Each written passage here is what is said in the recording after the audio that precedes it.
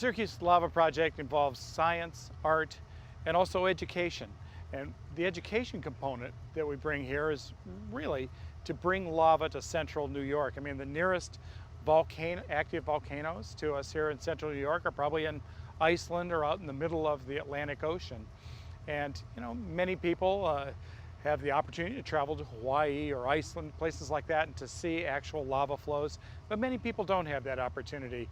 And it's a terrific opportunity to see and feel and hear what's going on here as we pour real molten basalt out on the surface. A question that comes up immediately is, why study lava? Well, of course, there's the basic science aspect of this. We want to understand how lava flows, the physics of this material, how it behaves. We would like to understand it as a basic earth process.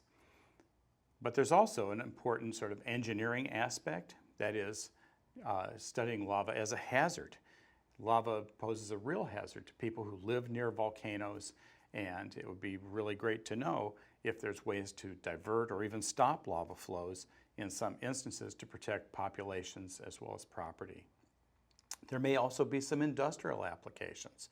There may be some interesting uses for lava that we haven't thought of that will come out of our project. And of course, there's art, just studying the beauty of this exotic fluid that's sort of trapped in motion. Nature's uncontrolled experiments, where we have natural lava flows happening, we can't control the slope, the composition of the material, the rate that it's poured. Basically, we can't control anything. We basically just have to try to stay out of the way of that lava. It's very difficult to study. There have been many opportunities and efforts to study lava over the past. Geologists back in about 1800 named James Hall used a blacksmith's forge to heat up real basalt and melt it and actually demonstrate that that's where basalt came from. And here we're trying to simplify the process by doing experiments in which we vary just some of those variables that affect lava at a time. We control the slope, the temperature. We use a single composition material, so we can understand exactly how those different variables affect the lava individually and then collectively. I've been lucky enough to work in a lot of areas where there's a lot of young volcanic activity, including on the bottom of the ocean and places like the bottom of the ocean, like Iceland. And I guess I'm guilty of having contracted what people sometimes refer to as red rock fever. Once you see that flowing lava, it really kind of becomes addictive.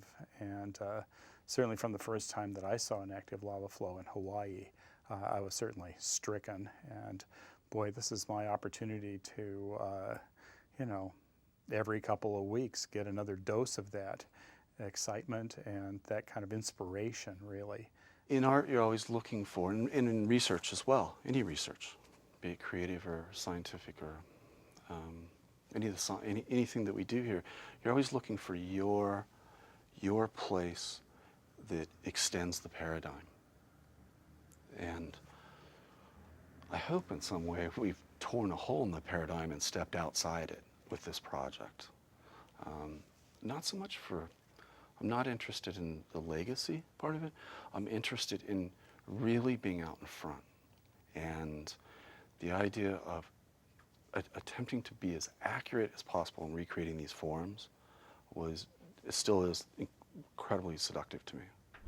I'm asked often by scientists as well as the students here and anyone else who comes to the lava flows, how does this land squarely doing this ability to create lava and pour lava, how does it land in art historical context? I want to recreate the landscape as a landscape painter, but using real materials just as if they're geomorphically accurate and correct, where a scientist like Jeff comes to it and says, this doesn't belong here, but this is lava. So it has that, it's a legitimate process, and it's validated by the scientists. It's not fiberglass, it's not a Hollywood, it's not a special effects thing. And that's my interest, is to take the idea of landscape painting into sculpture and taking it that step further. Well, one of the big draws for me, having worked with a lot of volcanologists and other geologists working in volcanic terrains, is there's just a lot of unknowns. I mean, we don't usually see lava flows actually flowing, even though there are many, many lava flows out there that we can study, old, cold ones. And the only way that we're really going to understand how they form, how lava behaves when it's actually flowing, is to do experiments at an appropriate scale with the real stuff. And Bob has really just given us the opportunity to do that. And I think that's my interest is also reflected in the interest of many other people, colleagues who come in to work with us, other volcanologists who want to do specific experiments related to problems that they are investigating in the field. All of the work we've done has, for the most part, been open to the public. And each time the lava comes out of the furnace, the look on everyone's face, it's a very transcendent thing that it can be from my 5-year-old son to a 95-year-old man or woman, and how stunned they are. And it must be that must be the same reaction when you walk up to a lava flow, that's occurring. I've yet to see one, but I'm also taken aback each time lava comes out by my reaction to it. It's a very emotional moment, and I'm not jaded in any way. I'm still, the emotion still wells up in me when I see it come out. Like we're doing something that is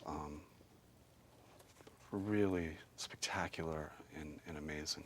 Oh yeah, look at that. Wow, look at that throat coming out of there. Woo. Man, that's some lavas.